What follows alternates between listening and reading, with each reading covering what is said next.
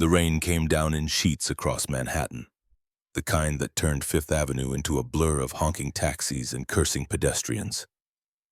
Darius Blackwell clutched his portfolio tighter against his chest, the plastic sleeve already slick with water despite his best efforts. His dress shirt clung to his shoulders and he could feel the dampness creeping through to his undershirt, but he kept moving. He had exactly 8 minutes to make it to Ashford Creative, and 8 minutes in Manhattan rain meant everything could still go sideways. His phone buzzed in his pocket. He didn't need to check it. Nova had already sent 3 good luck texts this morning, each one decorated with more heart emojis than the last. 7 years old, and she already understood that today mattered more than most days. More than all the freelance gigs he'd scraped together over the past 2 years. More than the security guard shifts that left him hollow-eyed at breakfast. This interview was the difference between surviving and actually living. The morning had started the way most mornings started since Rachel died. Darius woke at 6:30 to find Nova already awake, sitting cross-legged on her bed with crayons scattered across her comforter. She'd been drawing again, always drawing. Rachel used to say Nova got that from him back when design work meant something other than late nights and rejection emails. "Daddy, I made you something." She'd held up a piece of construction paper still warm from her small hands. In careful letters that wobbled across the top, she'd written, "Good luck, Daddy." Below that, a stick figure version of him holding what might have been a briefcase or possibly a very square dog. Nova's artistic interpretation tended toward the abstract. "It's perfect, Princess. You have to take it with you, for good luck." He'd slipped it into his portfolio, tucking it behind his design samples where it wouldn't get crushed. Nova had insisted on making him pancakes after that, which meant he made pancakes while she supervised, pointing out when he flipped them too early or when the edges weren't quite golden enough. Mrs. Eleanor Grant had arrived at 7:45 to walk Nova to school, the older woman's knowing smile suggesting she understood exactly how much rode on this morning. "You go show them what you're made of. That little girl needs to see her daddy win one." Now, with 3 minutes left and 2 blocks to go, Darius saw the black Mercedes stopped in the intersection ahead. Hazard lights blinking. Cars backed up behind it, horns creating a symphony of impatience. Most people flowed around the obstruction like water around a stone, too busy with their own emergencies to care about someone else's crisis. He almost walked past 2. Should have walked past. The interview wouldn't wait, and showing up drenched was bad enough without adding late to the list. But then he saw her through the rain-streaked window. A woman in a cream-colored suit, her dark hair falling loose from what had probably been a neat bun an hour ago. She had her phone pressed to her ear with one hand, while the other twisted the key in the ignition. The engine coughed, died. She tried again. Same result. The memory hit him sideways. Rachel stranded on Route 80 in the snow, calling him because the alternator had finally given up. He'd driven 40 minutes in a blizzard to reach her, and she'd cried when he opened the door, not from fear but from relief. Rachel had believed in making the world gentler through small acts of kindness, even when the world rarely returned the favor. Darius checked his watch. 2 minutes now. He could see the Ashford building from here, its glass facade reflecting the gray sky back at itself. He turned toward the Mercedes. The woman jumped when he knocked on the window, her eyes wide with something between hope and wariness. She rolled it down 2 inches, rain immediately speckling the leather interior. "I'm a designer. I know some things about cars. Can I help?" She studied his face for a breath, making calculations he knew all too well. A black man approaching a luxury vehicle in Manhattan. The math never worked in his favor, but desperation apparently trumped prejudice. "The engine just died. I have a meeting in 20 minutes and I can't." Her voice cracked slightly. "I've called 3 tow services and none of them can come for an hour." "Pop the hood. Let me take a look." The rain soaked through his jacket the moment he stepped in front of the car. His portfolio hit the sidewalk, propped against a newspaper stand where it wouldn't get trampled. Under the hood, steam rose in ghostly wisps. He checked the battery terminals first. Loose. Of course they were loose. He tightened them with his fingers, metal cold and slick against his skin. The alternator belt looked intact. Could be the starter relay, but that would take tools he didn't have. Try it now. The engine turned over, caught, roared to life. The woman's face transformed, relief washing over her features like sunrise. She powered down the window fully, no longer worried about rain or strangers. "Oh my God, thank you. What do I owe you?" Darius wiped his hands on his already ruined pants. "Nothing. Just help someone else when you get the chance." "I can't just, you saved me. Please let me pay you or at least get your name." "It's fine. Really. You should go. You're meeting." He grabbed his portfolio and moved back into the crowd before she could argue further. Behind him, he heard the Mercedes pull away, horns celebrating its departure. His phone read 9:03. The interview had started 3 minutes ago. The Ashford Creative Building rose 32 stories of steel and ambition. Darius's reflection in the glass doors showed exactly how catastrophic the last 15 minutes had been. Soaked shirt, mud-streaked pants, hair plastered to his skull, he looked like he'd swum to the interview rather than walked. The receptionist's expression confirmed it. Her eyes traveled from his face to his dripping clothes and back again, landing somewhere between pity and disgust. "I have a 9 o'clock with the creative team, Darius Blackwell." She typed slowly, each keystroke a small judgment. "Mr. Blackwell, I'm showing that appointment was canceled." "Canceled? I didn't receive any." The message was sent at 8:50. All morning interviews were postponed due to an emergency. The floor seemed to tilt slightly. "Can I reschedule? I really need to." "You'll need to contact HR directly. I can't help you with that from here." She'd already dismissed him, eyes back on her computer screen. Darius stood there for another moment, water pooling around his shoes on the marble floor before turning back toward the rain. The subway ride to Harlem passed in a fugue state. He barely registered the stops or the other passengers. His mind kept replaying the morning in reverse, searching for the moment where things could have gone differently. If he'd left 10 minutes earlier, if he'd ignored the woman in the Mercedes, if he'd just been the kind of person who walks past other people's problems without looking back. But he wasn't that person. Rachel had made sure of that, and Nova was watching even when she wasn't there, learning what kind of man her father chose to be. Mrs. Grant opened her apartment door before he could knock. She took one look at his face and pulled him inside. "Sit down before you fall down. I need to pick up Nova." "Nova is fine. She's doing homework at my kitchen table and eating cookies she thinks I don't know she's eating. You need dry clothes and a minute to breathe." He borrowed sweats that had belonged to Mr. Grant before cancer took him. They were too big, but they were dry. Mrs. Grant made tea he didn't drink and sat across from him with the patience of someone who'd raised 5 children and buried a husband. "What happened?" he told her. "All of it. The woman, the car, the interview that vanished." When he finished, she nodded once, her lined face thoughtful. "Your daddy would have done the same thing. My daddy also had a steady job and a pension.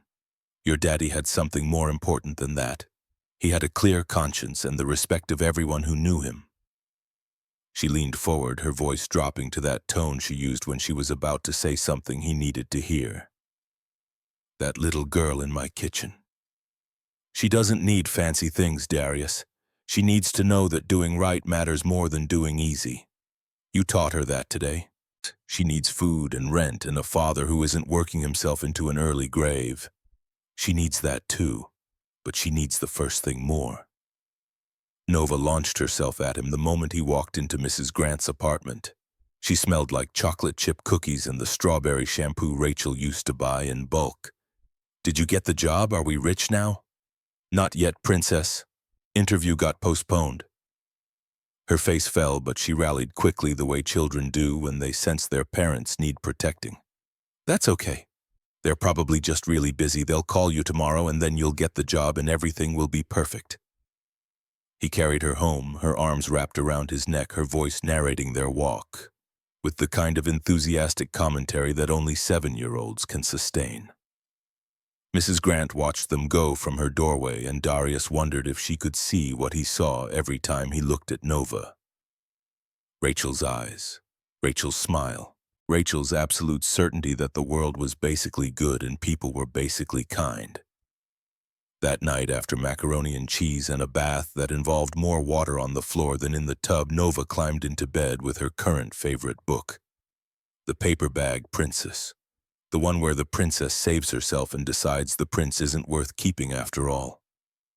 "Daddy, if you don't get the job, will we have to move?" His chest constricted. "What makes you ask that? I heard Mrs. Grant telling Mrs. Johnson from downstairs that rent is going up. Are we poor? We're not poor, baby. We have everything we need. But you work so much and you're always tired." He sat on the edge of her bed, brushing hair back from her forehead. Outside, sirens wailed their way down Malcolm X Boulevard. Inside, his daughter waited for reassurance he wasn't sure he could provide. "You know what we have that makes us rich? We have each other. We have Mrs. Grant next door. We have our health and this apartment and all your drawings on the walls. Some people have a lot of money, but they don't have any of that. The lady in the car today, do you think she's rich? I think she probably is, yeah. Do you think she's happy?" That stopped him. Nova watched his face with Rachel's eyes, waiting for wisdom he didn't have. "I don't know, Princess. I hope so. I think maybe she's not. She looked scared when you were helping her. Rich people probably get scared too." "Yeah, they probably do." He read 3 chapters instead of 1, letting her fall asleep against his shoulder before carrying her to bed. The apartment felt too quiet after that. 2 bedrooms, 1 bath, kitchen, barely big enough for 2 people. But the walls were covered with Nova's artwork, explosions of color that Rachel would have loved. He'd kept every single piece, even the ones from when Nova was 4, and still figuring out that purple and orange together created something violent. His laptop glowed on the kitchen table. 3 freelance projects due by Friday. A logo for a bodega in the Bronx. Flyers for a church in Queens. Web graphics for a nonprofit that paid in exposure more than money. He worked until his eyes burned and his back ached, until the designs blurred together into a generic mass of shapes and colors.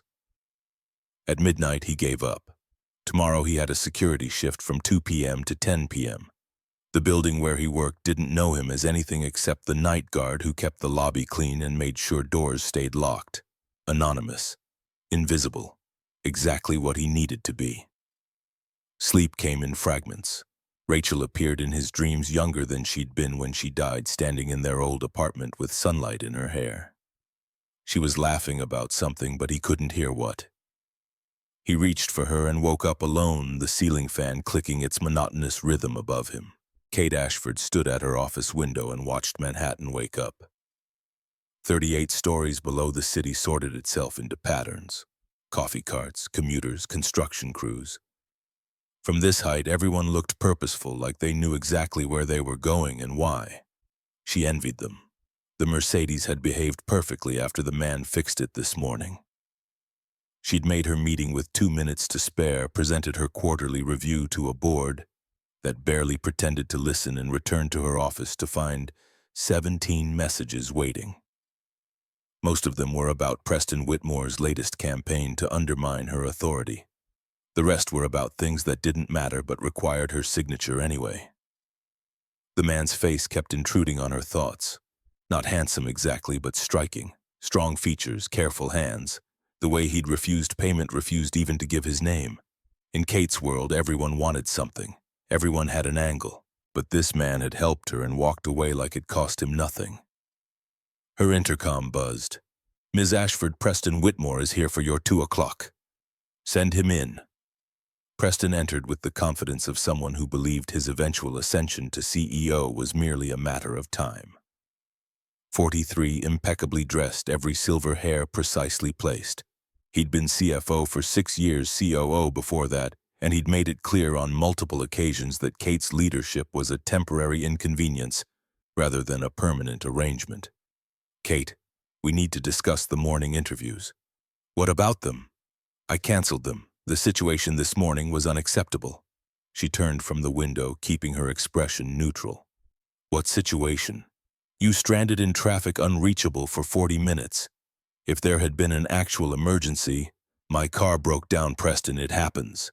It happens to people who don't have the resources to prevent it. You should have called the company car service immediately instead of attempting to handle it yourself. The criticism landed exactly where he'd aimed it. Kate had inherited Ashford Creative from her father 7 years ago, and not a day passed when someone didn't remind her implicitly or explicitly that she hadn't built it herself, that she was a placeholder, that the real leaders were the men who'd worked their way up through actual merit rather than genetic lottery. I handled the situation. No harm done. Except we had candidates waiting. One of them showed up 30 minutes late, completely drenched. I sent him away. Something in Kate's chest tightened. Which candidate? Preston consulted his tablet with theatrical precision. Darius Blackwell, freelance designer. Frankly, Kate, his portfolio was marginal at best. We dodged a bullet there. Let me see his file. Preston's smile suggested he'd been waiting for exactly this request. He pulled up the digital portfolio, and Kate found herself staring at work that was anything but marginal. Bold compositions, sophisticated color theory, a visual language that managed to feel both contemporary and timeless. The last page made her breath catch. A piece of construction paper photographed and included in the formal portfolio. Childish handwriting. Good luck, Daddy. A stick figure man. He has a daughter. Apparently, along with gaps in his employment history and no corporate experience. Kate studied the portfolio for another moment, her mind assembling pieces she didn't quite understand yet. Call him. Reschedule for tomorrow morning. Kate, I really don't think... Tomorrow morning, Preston. 10 a.m. She waited until he left before returning to the window. Somewhere in the city below, a man who'd helped her without expecting anything in return was probably telling his daughter he didn't get the job. And Kate had the power to change that, even if only for one interview. Her phone buzzed, a text from her sister Claire, still coming to dinner Friday. Emma's birthday would have been this weekend. Thought we should mark it somehow. Kate's throat closed. Emma, 3 years dead, and still the first thing she thought about when she woke up, and the last thing she thought about before sleep, if sleep came at all. 5 years old, forever frozen in photographs and memories that grew hazier each year despite Kate's desperate attempts to keep them fresh. The man had a daughter, probably around Nova's age if the handwriting was any indication. He'd been rushing somewhere important, but he'd stopped anyway. Because that's what parents did. They stopped for other people's emergencies even when it cost them everything. Kate wondered if Emma would have liked her if they'd met now instead of before the leukemia, before the treatments that bought them 18 extra months but took Emma's hair and energy and eventually her laughter. Before the divorce that followed, when Kate's ex-husband made it clear that he blamed her for working too much, for not noticing the symptoms sooner, for 1,000 failures, both real and imagined. She didn't go home that night, ordered sushi she didn't eat, and worked through spreadsheets until the numbers blurred together. At 11:30, she finally gave up and headed for the parking garage. The elevator coughed halfway down, then stopped. Lights flickered, died. Emergency lighting kicked in, painting everything a sickly red. Kate's heart began hammering immediately. The walls pressed closer, the air thinned. She couldn't breathe, couldn't think, couldn't... The elevator had been falling in her nightmares ever since the accident. Not her accident, Emma's. The car flipping metal, shrieking, Emma's scream cutting off too suddenly. Kate had been in the hospital room when Emma woke up, asking why the elevator was broken. Confused, concussed, 5 years old, and trying to make sense of why everything hurt. That was 3 years ago. Emma never left the hospital. The injuries from the accident, combined with her already weakened system from chemotherapy, had been too much. Now Kate stood in the dark, her breath coming in short gasps. Her phone showing no signal and panic rising like floodwater. Darius checked the security monitors at 11:45 and saw the alert immediately. Elevator 3 stalled between 15 and 14. He grabbed his radio and the emergency pry bar from the equipment closet. "This is Blackwell. I've got an elevator down. Heading to 15 now." The response crackled back. "Copy that. Building engineer is off-site. Your primary response." He took the stairs two at a time, his security uniform already damp with sweat by the time he reached the 15th floor. The elevator doors showed no gap, sealed tight. He could hear something from inside. Not screaming. Worse. Ragged breathing, hyperventilation, someone losing their grip on control. "Hey, can you hear me in there?" A voice, female, shaking. "I can't, the air." "You're okay. The emergency ventilation is working. You've got plenty of air. I'm going to get you out, but I need you to stay calm. Please hurry, please, please." Darius wedged the pry bar into the door seam and leaned his full weight against it. Metal groaned. The gap widened an inch, 2 inches, 3. Enough to get his fingers in. He pulled, muscles burning until the doors parted enough for a person to slip through. "Okay, I've got an opening, but the car is about 2 feet below floor level. You're going to have to climb up. Can you do that?" The response came in gasps. "Yes, just don't let the doors close." "I won't, I promise. Come on." A hand appeared in the gap, then another. Darius braced himself and reached down, catching her wrists, hauling her up and through the opening. She collapsed against him, trembling violently, her breath still coming too fast. "You're out. You're safe. Just breathe. In through your nose, out through your mouth." She clung to his uniform shirt, her face pressed against his chest. Gradually her breathing slowed, steadied. She pulled back slightly, and in the dim emergency lighting, Darius saw her face clearly for the first time. The woman from the Mercedes, her eyes widened with recognition at the same moment. "It's you. Are you okay? Should I call an ambulance?" No, I'm fine. Just claustrophobic, since..." She stopped, regrouping. "I'm fine now, thank you again." She was still holding his shirt, still close enough that he could smell her perfume, something subtle and expensive. Darius became acutely aware of how this must look. Him a black security guard, her a white woman in business attire, disheveled and emotional. Footsteps echoed in the stairwell. Preston Whitmore emerged onto the landing, his expression shifting from concern to something else entirely when he saw them. "Kate, what happened?" She stepped back quickly, smoothing her jacket. "The elevator stopped. This guard, he got me out." Preston's eyes traveled over the scene with the precision of a prosecutor assembling evidence. Kate's hair loose, her blouse untucked, her hand still hovering near Darius's arm. The gap between them suddenly felt both too small and too large. "You should file an incident report with building management. We'll need to document this for insurance purposes." "Of course." Kate looked at Darius one more time. "Thank you. I don't know what would have happened if you hadn't..." "Just doing my job, ma'am." The formality felt wrong the moment he said it, but Preston's presence demanded it. Darius watched them walk toward the stairs. Preston's hand proprietary on Kate's elbow. Before they disappeared, Kate glanced back. Their eyes met. Something passed between them that Darius couldn't name but felt in his chest like an echo. He spent 20 minutes checking the elevator, waiting for the building engineer to call back, filing the required paperwork. At 12:30, he returned to the security desk in the lobby and pulled up the incident footage on the monitors. There, the moment Kate emerged from the elevator. The way she'd grabbed his shirt, the angle made it look like an embrace, made it look like something it wasn't. Darius deleted the timestamp from his log, a small detail that wouldn't matter to anyone. He was wrong about that, but he wouldn't know it until much later. Wednesday morning arrived with false spring sunshine. Darius dropped Nova at school and took the subway back to Manhattan wearing his only other interview suit. This one fit slightly better, though the cuffs were starting to fray. The Ashford creative lobby felt different in daylight, busier, more intimidating. The same receptionist from Monday greeted him with a smile that suggested she didn't remember their first encounter. "Mr. Blackwell, they're ready for you, 23rd floor, conference room B." The elevator ride up gave him 30 seconds to panic.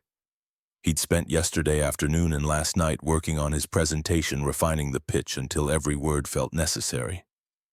Nova had watched him practice, offering feedback that ranged from helpful, "That color is really pretty, Daddy," to existential, "Why do people need advertisements anyway?"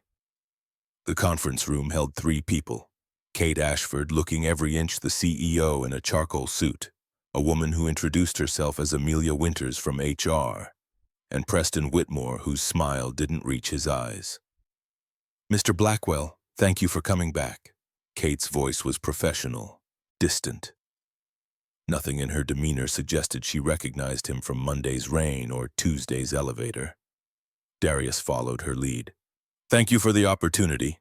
He presented his portfolio, walked them through his design philosophy, answered questions about his process, his influences, his availability. Kate asked intelligent questions that demonstrated she actually understood design theory. Amelia took careful notes. Preston said nothing, just watched with the focused attention of a predator tracking prey. "These are impressive, particularly this campaign for the Harlem Community Center. You did this pro bono." "Yes. They couldn't afford to hire someone and they needed help getting word out about their youth programs." "That's admirable, though it doesn't pay the bills." "No, but it matters anyway." Something flickered in Kate's expression. Then Preston cleared his throat. "Mr. Blackwell, could you explain these gaps in your employment? 3 months here, 6 months there. It makes it difficult to trust your commitment." "I'm a single father. Sometimes I had to choose jobs that worked with my daughter's schedule rather than jobs that paid better." "I see. And you currently work as a security guard?" "Night shift. It lets me be home during the day." "That must be exhausting, working nights and trying to freelance during the day." The words were sympathetic. The tone was not. "I manage." Preston smiled. "I'm sure you do. But Ms. Ashford, we should probably discuss whether someone with such divided attention is really what we need for this role." Kate's jaw tightened. "Preston, could you give us a moment?" "Actually, Kate, there's something you should see first." Preston pulled out his tablet with the flourish of a magician producing a dove. Building security sent over the footage from last night's elevator incident for the insurance filing. He turned the screen toward Kate. Darius couldn't see what it showed, but he watched Kate's face go carefully blank. "This is you, isn't it? And this is Mr. Blackwell. The angle is unfortunate. It looks rather intimate." Darius's stomach dropped. "That's not what happened. She was having a panic attack. I helped her out of the elevator." "Of course, but you can see how it might look to someone who didn't have context, especially if we were to hire you now immediately after this incident. People might draw conclusions." The room fell silent. Amelia looked uncomfortable. Kate stared at the tablet screen, her expression unreadable. Darius felt the interview slipping away, felt the job and the stability and Nova's future collapsing like the walls of that elevator. Kate spoke quietly. "Thank you for bringing this to my attention, Preston. Mr. Blackwell, would you mind waiting in the reception area? We need to discuss some things internally." He stood on legs that felt disconnected from his body. Of course, the reception area had uncomfortable chairs and year-old magazines. Darius sat and stared at his hands. The same hands that had fixed Kate's car, had pulled her from the elevator. The same hands that apparently looked dangerous when captured from the wrong angle by building security cameras. His phone buzzed. "Mrs. Grant, Nova wants to know if you got the job yet. I told her these things take time." He didn't know how to respond, so he didn't. 15 minutes passed. 20, 30. Other people came and went, all of them looking more polished and confident than Darius felt. Finally, Amelia Winters emerged from the conference room. "Mr. Blackwell, could you come back in for a moment?" Kate sat alone this time. Preston had apparently left. The tablet was gone. "I apologize for that." Preston was out of line. "He was protecting you. He was protecting his version of me. There's a difference." She folded her hands on the table, and for the first time since he'd entered the building, she looked at him like a person rather than a candidate. "Your work is excellent, better than excellent, and the way you talk about design, about making things matter rather than just making them pretty, that's exactly what we need here." Hope flickered dangerously in Darius's chest. But Preston was also right about the optics. "If I hire you now, immediately after that elevator incident, people will assume I'm showing favoritism for personal reasons. They'll discredit your work and question my judgment. I understand. I don't think you do. Kate leaned forward. I'm not saying no. I'm saying not yet. I need 24 hours to figure out how to make this work without either of us getting destroyed in the process. You don't owe me anything. You don't even know me. That's true, but you helped me twice now without asking for anything in return. That says something about your character, and character is harder to find than design talent. She stood, extending her hand. I'll call you tomorrow. One way or another, you'll have an answer. Darius shook her hand. Her grip was firm, professional, but her eyes held something else, something that looked almost like apology. He left the building and walked 20 blocks before he realized he had no destination. The day was still bright. Spring was pretending to mean something, and Darius had no idea whether he'd just won or lost the most important interview of his life. His phone buzzed again. Nova this time calling from Mrs. Grant's number. Daddy, how'd it go? He stood on a street corner in Midtown, surrounded by people who all seemed to know where they were going and tried to find words that wouldn't crush his daughter's hope. They said they'd call tomorrow, Princess. These things take time. But they liked you, right? They saw how good you are. Yeah, baby, they saw. Then everything's going to be perfect. You'll see. He wished he had her certainty, her faith that the universe bent toward justice and merit mattered more than appearance. But he'd been black in America for 34 years, and he knew better than to trust in perfect endings. That night, after Nova was asleep and the apartment was quiet except for the radiator's hiss, Darius sat at his laptop and stared at an empty screen. He should be working on the freelance projects, should be planning for the possibility that tomorrow's call never came. Instead, he found himself thinking about Kate Ashford's face when Preston showed her that footage, the way she'd looked at him afterward like she was trying to solve an equation that didn't balance. He thought about what his father would say if he were here. Probably that doing the right thing was its own reward, that character mattered more than comfort. His father had believed in a world that was fundamentally just. Darius wasn't sure what he believed anymore. But he knew that tomorrow morning his phone would either ring or it wouldn't, and everything that came after would depend on which sound broke the silence. Outside, the city hummed its endless song. Inside, Darius waited for morning and tried not to hope too hard. Thursday morning, March 21st, broke gray and uncertain over Manhattan. Kate had been awake since 4, sitting at her kitchen island with cold coffee and the weight of a decision that felt larger than it should. Hiring a designer shouldn't require this much deliberation.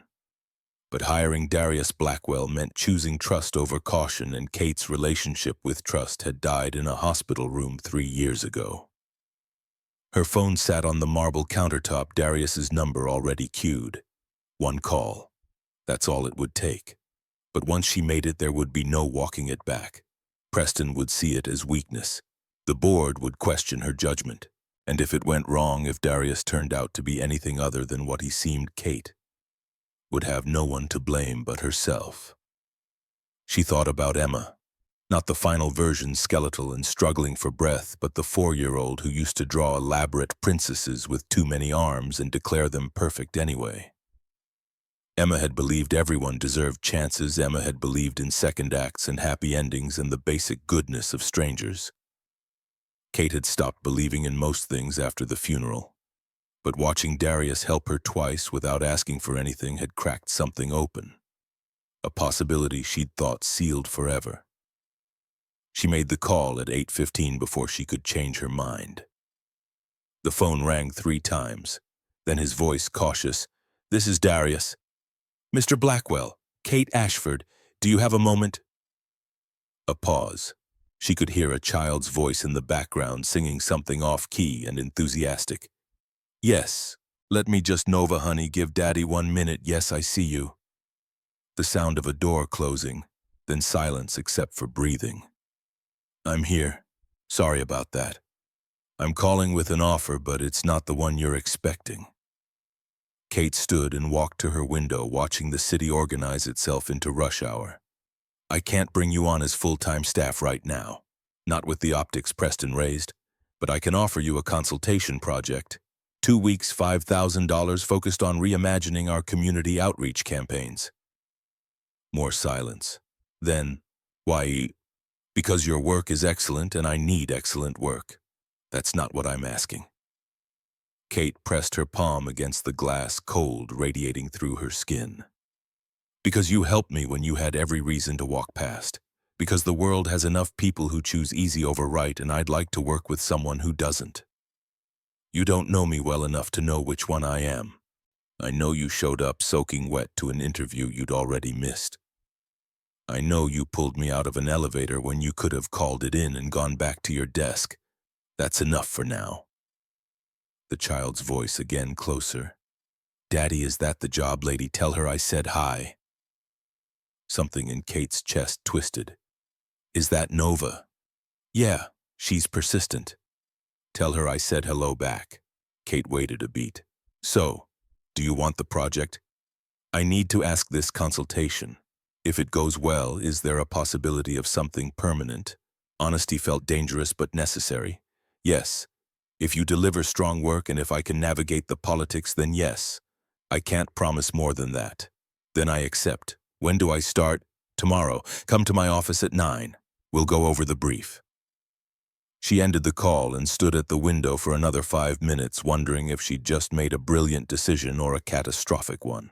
In her experience, the two often looked identical until it was too late to tell the difference.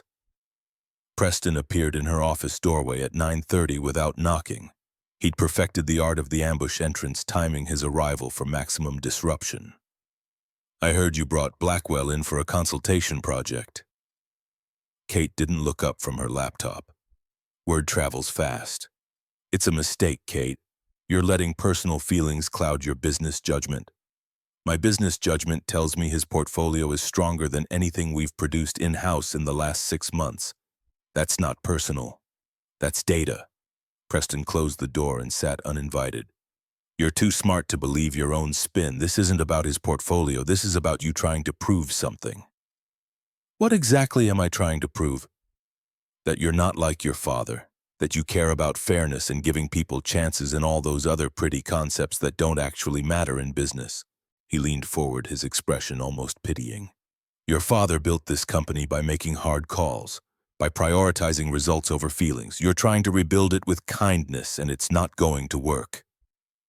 Kate finally met his eyes. My father also died angry and alone, surrounded by people who respected his success but didn't mourn his loss. If that's the legacy you're aiming for, Preston, you're doing great. His jaw tightened. Careful, Kate. The board is already questioning whether you have the temperament for this role. The board questions everything. That's their job. Then don't give them ammunition. Hiring a security guard with a questionable background to work on client-facing campaigns, that's ammunition. He's a designer, with a daughter to support, and the only questionable thing about his background is that he helped his boss without asking for credit. Preston stood smoothing his tie with deliberate precision. I hope you're right, for both your sakes. After he left, Kate pulled up Darius's personnel file from building security.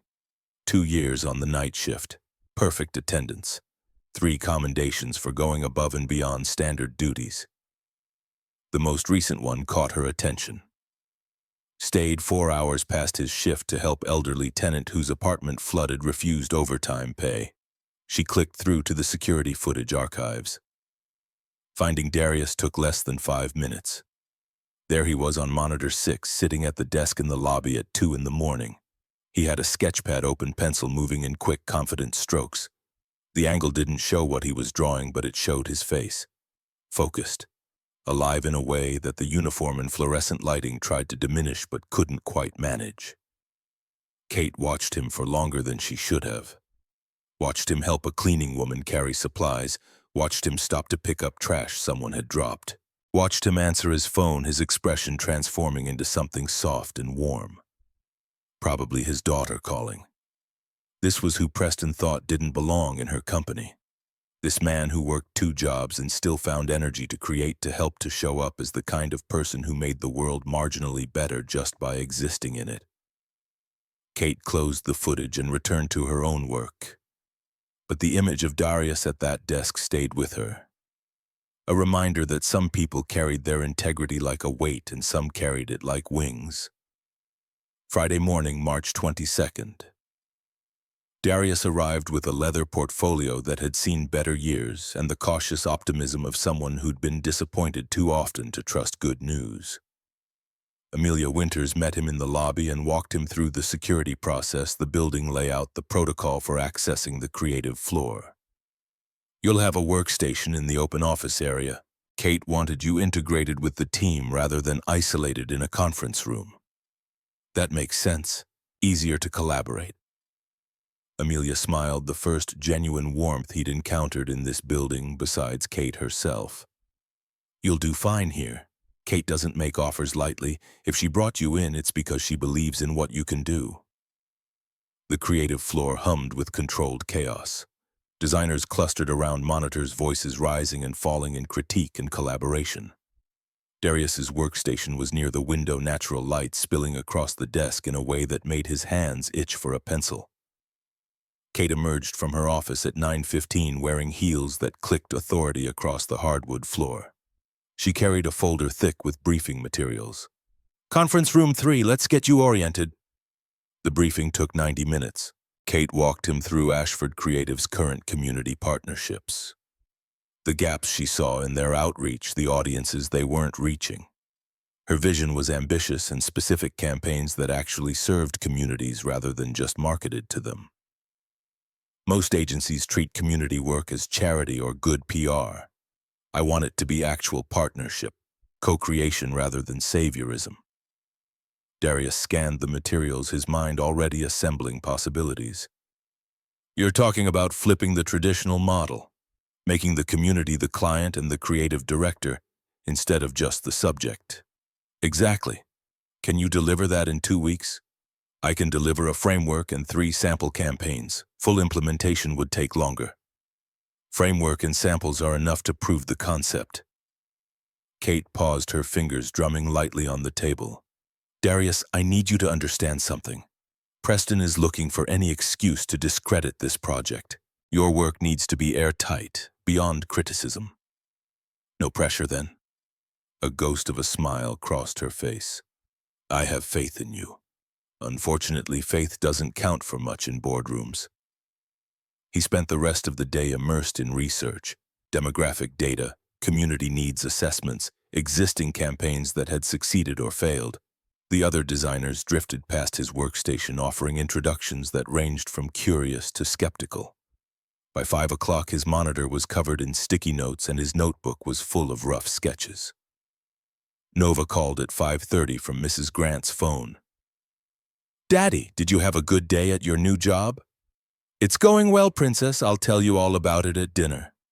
Mrs. Grant is making spaghetti and she said I can help stir the sauce without splashing this time. That sounds perfect. Be good for her, okay? Always am. She wasn't generally speaking, but her heart aimed true even when her behavior didn't, and that counted for something. Darius worked until 7, then caught the subway to Harlem. Mrs. Grant's apartment smelled like garlic and tomatoes and the kind of home cooking that made everything else feel manageable. Nova launched into his arms before he'd fully cleared the doorway. Tell me everything. Is your desk big? Do you have a window? Did you meet any famous people? My desk is decent. Yes, I have a window, and I don't think advertising executives count as famous. Mrs. Grant handed him a plate of spaghetti that could have fed 3 people. Sit, eat. You look like you've been running on fumes. They ate together, Nova narrating her entire day in exhaustive detail. Her teacher had read them a story about a girl who could talk to animals. At recess, she'd climbed the big tree even though Tommy said girls couldn't climb trees. She'd gotten a gold star on her math worksheet. And I made you something for your new job. Wait here. She disappeared into Mrs. Grant's craft closet and emerged with a drawing. This one showed two figures, one tall, one small, holding hands in front of a building that scraped an optimistically blue sky. Above them she'd written in marker, "Daddy at work. It's for your desk, so you remember I'm proud of you." Darius had to look away for a moment, blinking hard. "It's perfect, baby. I'll put it up first thing Monday." Later, after Nova was asleep in their apartment and the building had settled into its nighttime rhythms, Darius sat on the fire escape and called his mother. She lived in Baltimore now, close to his sister, too far away to help with daily childcare, but close enough to worry from a distance. "How'd it go, baby?" "Good, different. It's been a long time since I worked in an actual office." "You nervous?" "Terrified."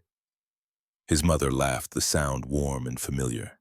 "Your daddy used to say fear and excitement were the same chemical, just pointed different directions. Sounds like you're pointed the right direction finally." "I don't want to mess this up, Ma. Nova needs stability. I can't afford another false start." "Then don't make it one. Do the work. Be who you are. That's all any of us can do." After they hung up, Darius stayed on the fire escape and watched the neighborhood settle into Friday night. Music drifted from open windows. Voices rose and fell in conversation or argument, hard to tell which from this distance. Somewhere below, a child laughed, the sound cutting through everything else like light through shadow. He thought about Kate's face when she'd talked about community partnership, the way she'd lit up explaining her vision, then immediately tamped it down as if enthusiasm was something to be ashamed of. He recognized that particular form of self-protection, the belief that hoping too hard invited disappointment. But Nova's drawing was pinned to their refrigerator now, and hope was a luxury Darius couldn't afford to abandon. The following week, March 25th through 29th, blurred into a rhythm of creation and iteration. Darius developed 3 campaign concepts, each one rooted in authentic community voice rather than corporate assumption. He interviewed teenagers in the Bronx about what they actually wanted from youth programs. He talked to small business owners in Queens about what support looked like beyond discounted advertising. He sat in barbershops and churches and community centers, listening more than talking, letting the work emerge from truth rather than imagination. Kate checked in daily, offering feedback that was both challenging and encouraging. She pushed him to go deeper, to question his assumptions, to make sure he wasn't accidentally replicating the same savior narratives he was trying to dismantle. Good work is easy. Great work requires you to confront your own blind spots. Preston appeared at Darius's workstation on Monday morning, March 25th. He carried 2 coffees, offering one with a smile that didn't reach his eyes. "Darius, settling in okay?" "Yes, thank you." Good, good. Listen, I wanted to apologize for Wednesday. I came on a bit strong with the security footage thing." Kate was right, I was being overprotective. The coffee sat untouched on Darius's desk. Something about Preston's sudden friendliness felt like a trap door disguised as a welcome mat. "I appreciate that. Between you and me, Kate's been under a lot of pressure from the board. They worry she's too soft, too willing to take risks on unproven talent. I'm trying to help her navigate those politics, but she doesn't always see it that way." Darius kept his expression neutral. "I'm just here to do good work. Of course, and I'm sure you will. But in case it helps, the board pays attention to details. Punctuality, professional appearance, the small things that separate corporate culture from, well, other work environments." The implication landed like a fist wrapped in velvet. Preston was telling him to act less like himself and more like what they expected. Less Harlem, more Madison Avenue. "I'll keep that in mind." Preston clapped him on the shoulder and moved on, leaving the coffee behind. Like a poisoned peace offering, Darius poured it down the break room sink and got to work. By Thursday evening, March 28th, Darius had something that felt right. 3 campaigns fully developed with messaging that centered community wisdom instead of corporate expertise. He stayed late, refining the presentation deck, making sure every slide told a story that couldn't be dismissed or misunderstood. Kate found him at his desk at 8 o'clock, the office dark except for his monitor's glow. "You're still here. Wanted to get it right." She leaned against his desk, examining the work on his screen. "Can I see?" He walked her through the campaigns, watched her face as she absorbed the strategy, the creative, the careful balance between aspiration and authenticity. When he finished, she was quiet for a long moment. "This is exactly what I wanted. Better than I imagined." "You sound surprised." "I'm not surprised you're talented. I'm surprised you understood the assignment this completely in less than a week." She straightened her expression, shifting back to professional. "Present this tomorrow at 2. Full creative team plus Preston and the senior leadership. Be ready for hard questions." "I will be." She started to leave, then turned back. "Darius, thank you for taking this seriously, for seeing what I see." After she left, he sat in the quiet office and let himself feel the weight of what was coming. Tomorrow would either validate everything Kate had risked on him or confirm Preston's doubts. There was no middle ground. He got home at 9:30 to find Nova already asleep and Mrs. Grant reading on the couch. "She tried to wait up for you. Made it until 8. I'll make it up to her this weekend." Mrs. Grant studied his face with the practiced eye of someone who'd raised children through every possible crisis. "You look like a man walking towards something important. Big presentation tomorrow. Could change everything. Then you'll do what you always do. You'll show up. You'll be honest. You'll do your best. Whatever happens after that is in God's hands." He wished he had her certainty. Her faith that effort and integrity were enough. But he'd seen too many qualified people passed over, too many second chances denied too many times when being excellent still wasn't enough if you were excellent in the wrong body.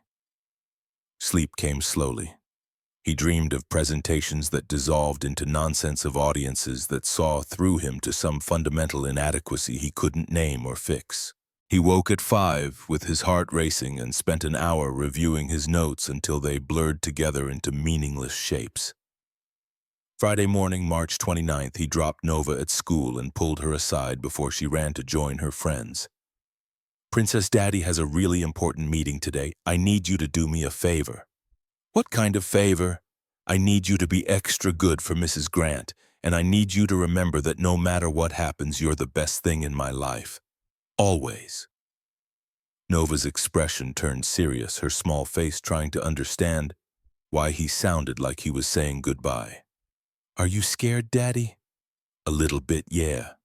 When I'm scared, I remember what Mommy told me, that being brave doesn't mean you're not scared. It means you do the thing anyway." Darius pulled Nova into a hug that lasted longer than usual. "Your mommy was right about a lot of things." He arrived at Ashford Creative an hour early and ran through the presentation twice more. The office filled, gradually, designers arriving with coffee and casual Friday energy. At 1:30, Amelia appeared at his workstation. "They're setting up the conference room now. Kate wanted me to check if you need anything." "Just a functioning nervous system. Mine seems to be malfunctioning." Amelia smiled. "You're going to be great. I've seen the work. It's exactly what this company needs, even if some people don't know it yet." The conference room held 15 people when Darius entered at 2 o'clock. Kate sat at the head of the table, flanked by Preston and 3 other senior leaders he vaguely recognized. The creative team filled the remaining seats, their expressions ranging from supportive to skeptical. Darius connected his laptop to the projector and took a breath that felt like it might be his last. "Thank you all for being here. Over the past week, I've been developing a new framework for Ashford Creative's community engagement. What I'm about to show you isn't just different messaging. It's a fundamentally different philosophy." He clicked to the first slide, then the second. The campaigns unfolded across the screen, each one built from actual community input rather than marketing assumptions. He talked about co-creation and authentic partnership, about campaigns that served rather than sold, about creative work that recognized community members as experts in their own lives. The room stayed quiet, attentive. He couldn't read whether the silence meant engagement or polite tolerance. When he reached the final slide, Kate leaned forward. "Questions?" One of the creative directors raised her hand. "This is strong work. My only concern is timeline. Actually implementing this level of community collaboration would require significant time investment. You're right. These aren't quick turnarounds, but the work that comes out of real partnership lasts longer and resonates deeper. Long-term investment for long-term impact. More questions followed. Technical ones about execution, strategic ones about scalability. Darius fielded each one, his confidence growing as he realized the questions were substantive rather than dismissive. Then Preston spoke. I appreciate the idealism here, Darius, but let's be practical. Most of our clients want fast results and proven ROI. How do you sell them on a process that's slower and more uncertain? You sell them on authenticity, on campaigns that don't just reach audiences but actually resonate with them. The clients who want fast and cheap weren't going to come to Ashford anyway. You compete on quality and integrity, not speed and cost. Easy to say when you're not the one managing client expectations and quarterly revenue targets. The dismissiveness in Preston's tone activated something protective in Darius. He'd worked too hard and risked too much to let this moment slip away. With respect, Mr. Whitmore, I've spent the last 2 years managing client expectations with one hand, and my daughter's needs with the other, all while trying to keep lights on and food on the table. I understand constraints, but I also understand that sustainable success comes from doing work that matters, not just work that's easy. A ripple of surprise moved through the room. Preston's expression hardened. That's quite a speech, though I have to wonder if your perspective might be clouded by personal investment in this opportunity. Kate took a risk bringing you in, and naturally you want to justify that risk by delivering something that sounds revolutionary, but sometimes the most responsible thing is to acknowledge that conventional approaches work for conventional reasons. Before Darius could respond, Preston pulled out his tablet, the same practiced motion from the interview, a magician reaching for his trick. Speaking of risks and responsibility, there's something the team should see. Context for evaluating this presentation. He tapped the screen and the projector switched inputs. Security footage filled the wall. Darius recognized it immediately, the elevator incident. But something was wrong. The footage looked different, darker. The angle made it seem like Kate was pressed against him rather than clinging in panic. The timestamp had been altered to remove the emergency context. Preston's voice carried false regret. This is from building security, the night Darius pulled Kate from a stuck elevator. Now I'm sure it was completely innocent, but given that Kate then hired him days later, we need to consider how this looks, especially to clients or board members who might question whether personal feelings influenced professional judgment. The room went silent, hostile, embarrassed, confused, impossible to tell which. Kate's voice cut through like steel. Preston, that footage has been manipulated. Manipulated, Kate, this came directly from building security. The timestamp is wrong. The lighting has been enhanced to make it look more intimate than it was. And you've edited out the first 30 seconds where I'm clearly in distress and Darius is performing an emergency rescue. Amelia Winters stood from her seat near the door. She'd been so quiet, Darius had almost forgotten she was there. Actually, Ms. Ashford is correct. I can prove it. She pulled out her own laptop, connecting it to the projector. 2 video files appeared side by side. The left showed Preston's version. The right showed the original footage, complete with Kate's labored breathing, Darius's careful rescue, the clear emergency context. Mr. Whitmore accessed the security archives 3 days ago and created an edited version. He also had this file on his office computer, along with several emails to board members suggesting Ms. Ashford was making compromised hiring decisions. Preston's composure cracked. That's absurd. Why would I? Because you've been building a case against Kate for months. I've been documenting it. Amelia's voice stayed steady, professional, devastating. Leaked board memos, manipulated performance data, and now fabricated evidence designed to discredit both Kate and Darius. Kate stood, her expression cold enough to frost glass. Preston, you're suspended effective immediately. Security will escort you out. We'll be in touch with next steps. Kate, you're making a mistake. The board won't stand for this kind of...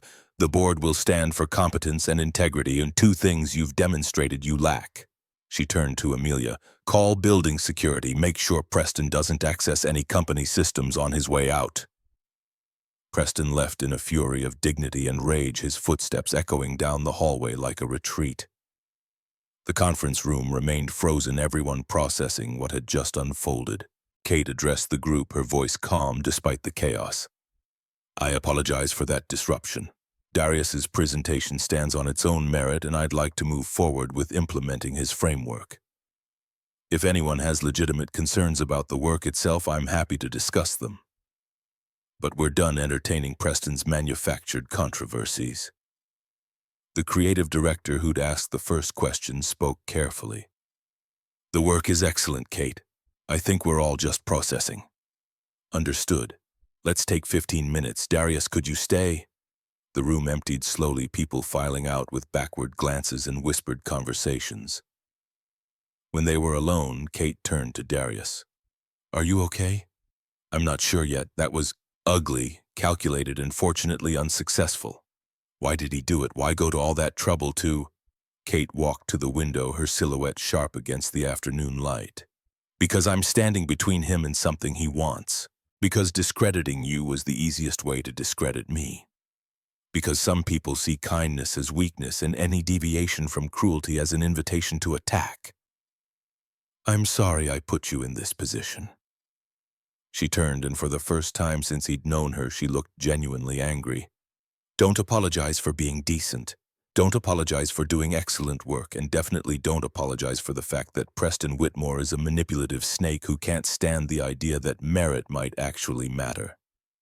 What happens now? Now we implement your campaigns. We show the board that good work speaks for itself, and we make sure Preston never works in this industry again. Darius nodded, but something cold had settled in his stomach. A familiar dread that came from years of watching black excellence get overshadowed by white mediocrity.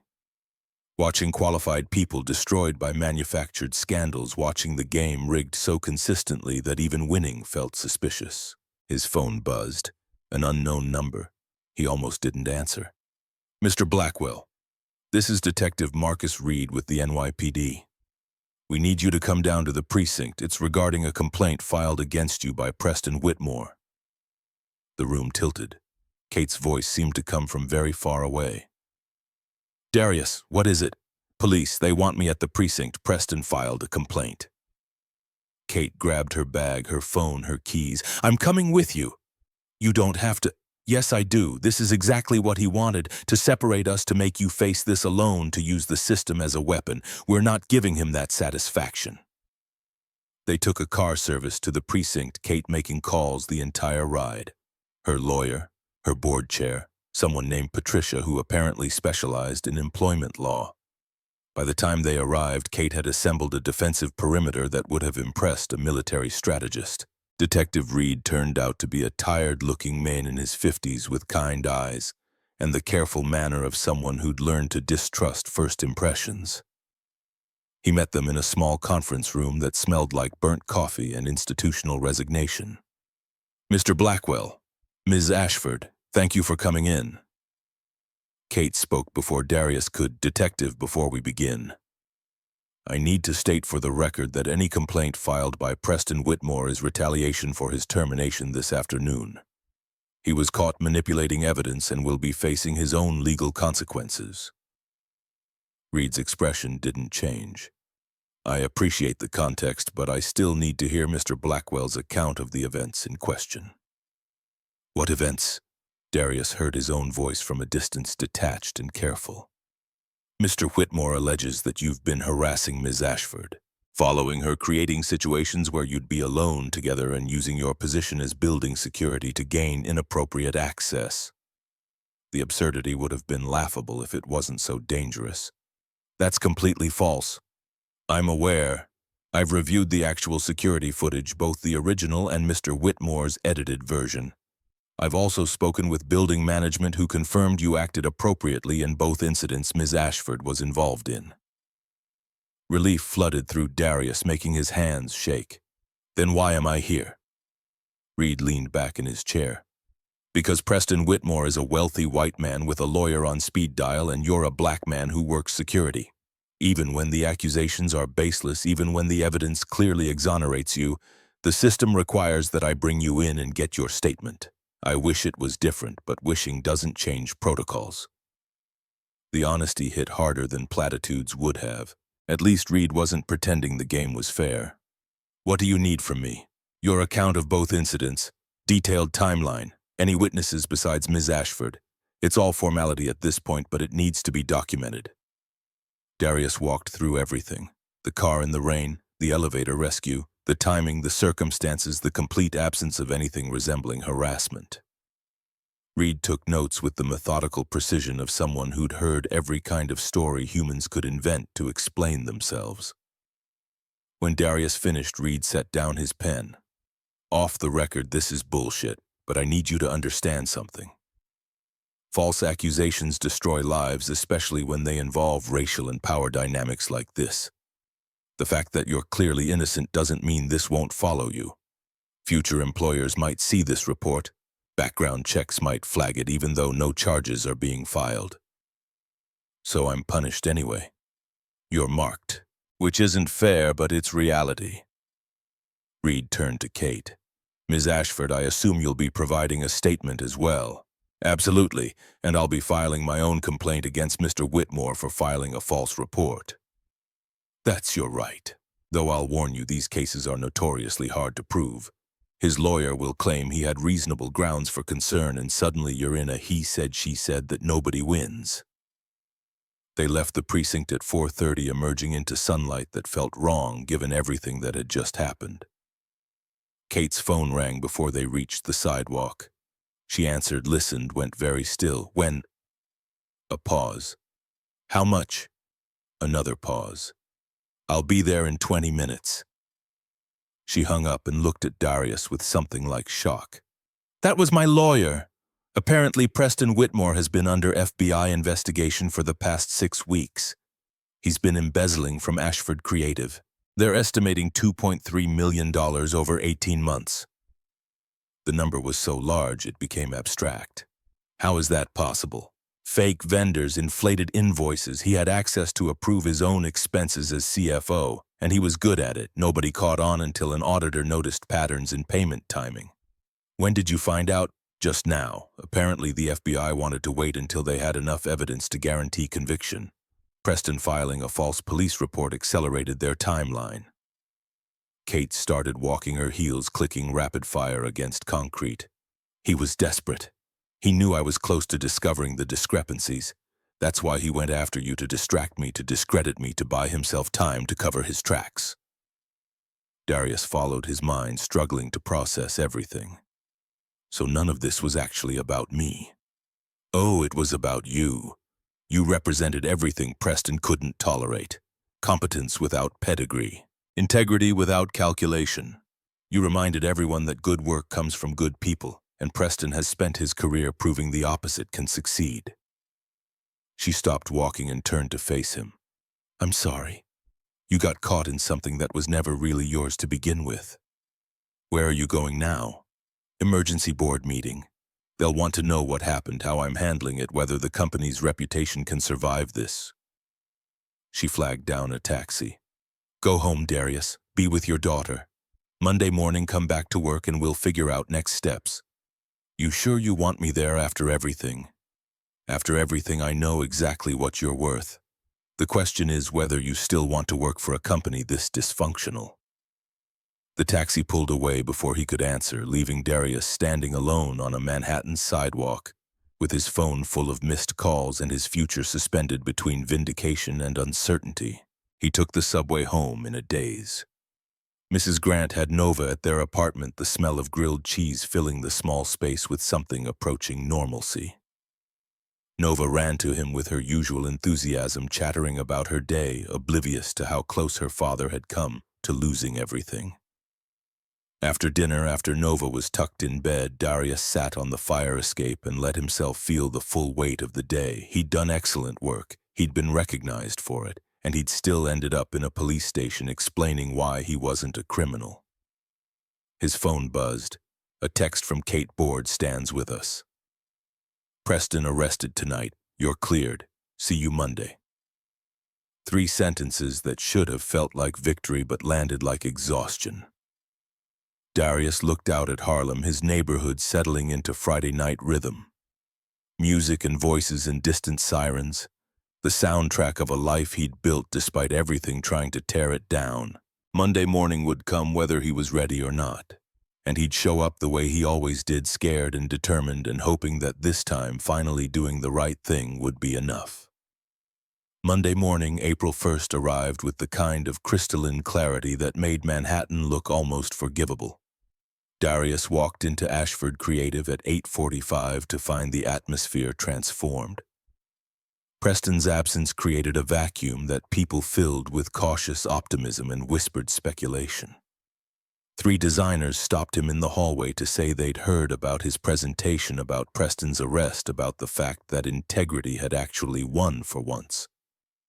Kate's assistant intercepted him before he reached his workstation. "Ms. Ashford would like to see you, now if possible." Her office felt different this morning, lighter somehow despite the same furniture and walls. Kate stood at her window watching the city organize itself into rush hour and turned when he entered. "Close the door." He did, his stomach already bracing for impact.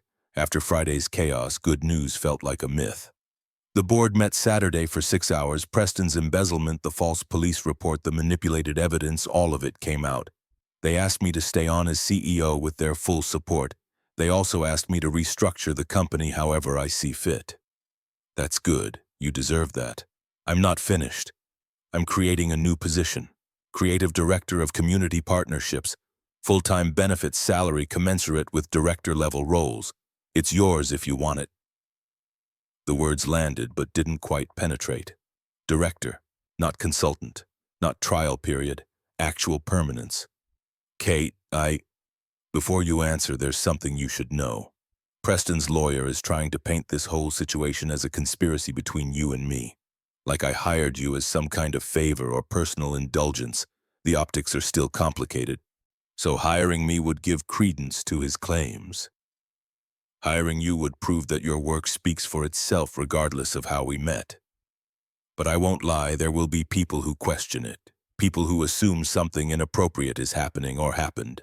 You need to decide if you can live with that." Darius walked to the window and looked down at the street below, people rushing to jobs they hated or loved or tolerated. Lives built on compromises and calculations. His father used to say that the measure of a man wasn't what he did when everyone was watching, but what he did when the cost was too high and the reward too uncertain. Nova asked me this weekend if I was scared. Of the job, of the police, of all of it. "What did you tell her?" I told her the truth, that I'm terrified most of the time. But her mother taught me that being brave doesn't mean you're not scared, it means you do the thing anyway. Kate's reflection in the glass showed something vulnerable breaking through her professional armor. "Your wife sounds like she was remarkable." She was, and she'd tell me to take this job, to stop overthinking and start building the life Nova deserves. "Is that what you want?" Darius turned to face her directly. "I want to do work that matters with people who care about doing it right." "If you're offering that, then yes, I want it." "Then it's yours. HR will have the paperwork ready by end of day." Kate extended her hand, and the gesture formal but her grip warm. "Welcome to Ashford Creative Director Blackwell." The next 2 weeks blurred into a controlled frenzy of transition. Darius moved from the open workspace to an actual office with a door and a window that overlooked Bryant Park. He hired 2 junior designers and a community liaison. He met with clients who responded to his campaigns with the kind of enthusiasm that validated everything Kate had bet on him. But underneath the professional success, something else was happening. Something quieter and more dangerous. Kate found excuses to check in on his projects. He found reasons to stop by her office with questions that could have been emails. They stayed late together, ostensibly working, but their conversations drifted into territory that had nothing to do with advertising. She told him about Emma haltingly at first, then with increasing openness. The diagnosis, the treatments, the 18 months of borrowed time that felt simultaneously eternal and devastatingly brief. The guilt she carried for working too much, for not noticing symptoms sooner, for 1,000 failures, both real and imagined. I keep thinking if I'd just paid more attention, if I'd taken her to the doctor 1 week earlier, you'd have had the same outcome. Cancer doesn't negotiate based on parental vigilance. Logically, I know that, but grief isn't logical. He understood that particular math, the way loss convinced you that different choices could have yielded different results. That love should have been enough to change biology. His turn. Rachel died because a truck driver was texting. He got 6 months. She got eternity underground, and I got to explain to a 5-year-old why mommy wasn't coming home. Kate's hand found his across the desk, her touch tentative but deliberate. How did you survive it? I didn't have a choice. Nova needed a parent, and I was the only one left, so I survived because the alternative wasn't an option. They sat like that for a long moment, hands connected, the city glowing 40 stories below. Then Kate pulled back, professional distance reasserting itself like armor. You should go home. Nova will be waiting. He went, but the warmth of her hand stayed with him all the way to Harlem. 3 weeks into his new role, early May now, Darius worked late, finishing a proposal for a nonprofit partnership. The office had emptied hours ago, leaving him alone with his monitor's glow and the ambient hum of HVAC systems. He was reviewing budget projections when his phone rang. Kate's voice came through tight with something that sounded like panic. Darius, I need help. My car won't start, and I have a meeting in New Jersey at 7 a.m. tomorrow. Every car service is booked solid because of some conference in the city. I know it's late. I know I shouldn't be calling, but where are you? Parking garage, level 3. He found her standing next to her Mercedes, the same one he'd fixed in the rain. The symmetry would have been funny if she didn't look so exhausted. Pop the hood. This time it was the alternator belt, cracked and loose. He tightened it enough to get her home, his hands remembering the motions from a dozen similar repairs. This will hold for tonight, but you need a new belt. Don't drive it far. You keep saving me. I'm starting to feel like a damsel in distress. You're the furthest thing from a damsel. You're just someone having a bad car day. She laughed, the sound surprising both of them. Come over for dinner tomorrow. Let me cook for you as a thank you. Bring Nova. The invitation hung in the air like a dare, crossing from professional to personal, from colleagues to something else entirely. Kate, if people find out, people will find out eventually if this keeps happening. The question is whether we're brave enough to care more about what's real than what people assume. Nova asked approximately 700 questions on the way to Kate's apartment Saturday evening. Why did the lady need help? Where did she live? Was her house big? Did she have any kids? Could Nova bring her favorite doll? What if the lady didn't like kids? She'll love you, princess. Everyone loves you. Not everyone. Tommy from school says I talk too much. Tommy from school is wrong. Kate's apartment occupied the top floor of a pre-war building in the West Village. Darius had researched neighborhoods enough to know this address meant generational wealth or recent windfall, and Kate hadn't struck him as the windfall type. The doorman knew her by name and smiled at Nova with practiced kindness. Kate answered the door wearing jeans and a sweater that looked expensive despite its casualness. Her hair was down softer than Darius had ever seen it. The apartment behind her was all exposed brick and high ceilings and the kind of carefully curated personality that came from having enough money to care about aesthetics. You must be Nova. I've heard so much about you. Nova studied Kate with the unnerving directness of children who haven't learned to disguise their assessments. You're the lady my daddy helped in the rain. I am. And I'm very grateful to your daddy. He helps lots of people. That's just what he does. They ate pasta that Kate insisted she'd made from scratch, though Darius suspected expensive takeout camouflaged as home cooking. Nova narrated her entire week between bites, asking Kate questions that ranged from reasonable, "What's your favorite color?" to existential, Do you ever get lonely being a grown-up? Kate answered each one with surprising patience. And Darius watched something in her soften as the evening progressed. She showed Nova her home office, pointing out the creative awards on the shelves. Nova was more interested in the photographs Kate with her father at some gala, Kate giving a speech, Kate standing alone on a beach somewhere tropical and distant. Where are your kid pictures? Kate's smile faltered. I don't have many out, but I have some in my bedroom. Would you like to see? They disappeared down the hallway, leaving Darius to clear plates and wonder at the risk they were taking. Not the professional risk of dinner together, but the emotional risk of letting Nova become the bridge between their separate griefs. He found them sitting on Kate's bed, a photo album open between them. Kate was showing Nova pictures of Emma, a chubby toddler with Kate's eyes and someone else's smile. Nova touched the photos gently, her small fingers tracing Emma's face. She was really pretty. What was her name? Emma. She was 5 when she died, just a little younger than you are now. My mommy died too, in a car accident. I don't remember her very well anymore, but Daddy tells me stories. What kind of stories?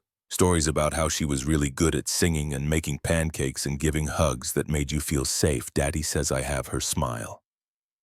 Kate's hand trembled as she turned another page. Do you miss her? Every day, but Daddy says she's in heaven watching over us, and that makes it hurt less. Nova looked up at Kate with Rachel's eyes and Rachel's unshakable certainty that the world was basically kind. Do you think Emma is watching over you? I'd like to think so. I bet she is. I bet she's proud of you. And I bet she wants you to be happy. The simple declaration broke something in Kate that Darius had sensed fracturing since the moment they met. She pulled Nova into a hug that lasted longer than politeness required, her shoulders shaking with tears. She'd probably been holding for 3 years. Darius stood in the doorway watching his daughter offer the kind of comfort he'd never managed to give. Children understood grief differently. They accepted it without philosophy, acknowledged it without needing to fix it, and moved through it with a resilience adults had forgotten how to access. When Kate finally released Nova, she wiped her eyes and managed a shaky smile. Thank you. I haven't talked about Emma with anyone in a long time. You can talk about her with us whenever you want. Daddy says remembering people keeps them alive in our hearts. They stayed another hour, the conversation shifting to lighter territory. Kate showed Nova her collection of vintage children's books, and Nova showed Kate the drawing she'd made for Darius's office. As they prepared to leave, Nova gave Kate another hug, spontaneous and fierce. You should come to my school art show next month. I'm really good at drawing, and it would be fun to have you there. Kate looked at Darius, a question in her eyes. He nodded permission he wasn't sure he had the right to give. I'd love to come. The subway ride home passed in unusual quiet. Nova leaned against Darius's shoulder, tired from the evening's emotional expenditure. Just before they reached their stop, she spoke into the silence. I like her, Daddy. She's sad like you were sad, but I think maybe she's getting less sad. What makes you say that? She smiled more at the end than at the beginning. That's what happened with you too. At first you barely smiled at all. Then gradually you smiled more. That's how you know someone's getting better. Out of the mouths of 7-year-olds came wisdom that psychologists spent years learning to articulate. The next 3 weeks established a pattern that felt simultaneously natural and terrifying. Kate came to Nova's art show and spent an hour examining every piece with genuine interest. She helped Darius organize a community design workshop in the Bronx and stayed afterward to help clean up. She brought Nova books about brave princesses and girls who built rockets. She started appearing in the fabric of their lives like someone who'd always belonged there but only recently been noticed. They were careful at work, maintaining professional boundaries that fooled no one. Amelia cornered Darius in the break room with a knowing smile. For what it's worth, I think you're good for her. She's been half alive since Emma died. You and Nova are bringing her back. We're just friends. Friends don't look at each other the way you two do. But I support whatever this is as long as you're both being honest about it. The honesty was harder than the feeling. Neither of them had named what was happening, as if speaking it aloud would make it real and therefore vulnerable to destruction. One Friday evening, mid-June, Kate showed up at Darius's apartment unannounced. She stood in the hallway holding a shoebox, her expression uncertain in a way he'd never seen. "I brought something for Nova, if that's okay." Inside was a stuffed rabbit worn soft from years of love. White fur faded to cream, one ear slightly shorter than the other from some long-ago repair. This was Emma's, her favorite thing in the world. She called her Snowdrop and took her everywhere. Kate's voice caught. "I've been keeping her in my closet because I couldn't stand to look at her, but this morning I realized I was keeping her locked away like I was keeping Emma locked away. And maybe it's time to let both of them back into the world. Kate, we can't take this. It's too important. That's exactly why I want Nova to have her. Emma would want some child to love Snowdrop. And Nova, she understands about missing people. She'll take care of her." Nova emerged from her room, drawn by voices. When she saw the rabbit, her eyes went wide. "Is that for me?" Kate knelt to Nova's level. "This was my daughter Emma's favorite friend. Her name is Snowdrop. Emma loved her very much, and I think Emma would be happy knowing another special girl was taking care of her. Would you like that?" Nova took the rabbit with the reverence of someone receiving something sacred. "I promise I'll be really careful with her. I'll keep her safe." "I know you will." Nova hugged Kate, the rabbit pressed between them, and Darius watched Kate's face transform. The perpetual tension that lived in her jaw softened. The shadows that haunted her eyes lightened. She looked for the first time since he'd known her like someone who might survive their grief rather than be consumed by it. After Nova went to bed clutching Snowdrop like a lifeline, Darius and Kate sat on his small couch and talked until midnight. About Emma and Rachel. About the impossible mathematics of loving someone who was gone. About the terror of loving someone who was still here. "I'm afraid of this of us, of what it means if we're more than colleagues. I lost Emma and it destroyed me. I divorced my husband and barely noticed. I've spent 3 years building walls so high nothing could hurt me again. And now there's you and Nova, and I'm terrified that letting you in means setting myself up for another loss I won't survive." Darius took her hand, the gesture familiar now, comfortable. "I can't promise you won't lose us. Car accidents happen. Illness happens. Life is brutal and random and unfair, but I can promise that whatever time we have, we'll spend it being honest and kind and showing up for each other. That's the only guarantee anyone gets. Is that enough?" "It has to be." She kissed him, then tentative at first, then with the kind of certainty that came from deciding to risk everything. When they pulled apart, Kate was crying, but this time the tears felt like release rather than anguish. "I love you. I don't know when it happened or how it happened, but I love you. I love you too. And I think Nova loves you. And I think Emma and Rachel are somewhere laughing at how long it took us to figure this out." They stayed up too late talking, then later still just being quiet together, comfortable in the silence that comes when words aren't necessary. Kate left at 1 in the morning, and Darius went to bed feeling like he'd crossed some invisible threshold into a future he'd stopped believing in. Late June brought Preston's trial. The media coverage was relentless: embezzlement evidence, tampering, false accusations. Ashford Creative weathered the storm better than expected. Kate's transparent handling of the crisis earning respect from clients and competitors alike. Preston was sentenced to 6 years in federal prison and ordered to pay full restitution. The same reporters who covered the trial dug into Kate's personal life and found her relationship with Darius. The coverage ranged from supportive to vicious. Kate handled it by being aggressively public. She brought Darius to company events. She talked openly in interviews about how they met, about Preston's attempts to discredit them both, about choosing love despite the complications. The board supported her. Most of the staff supported her. The people who didn't eventually found other jobs.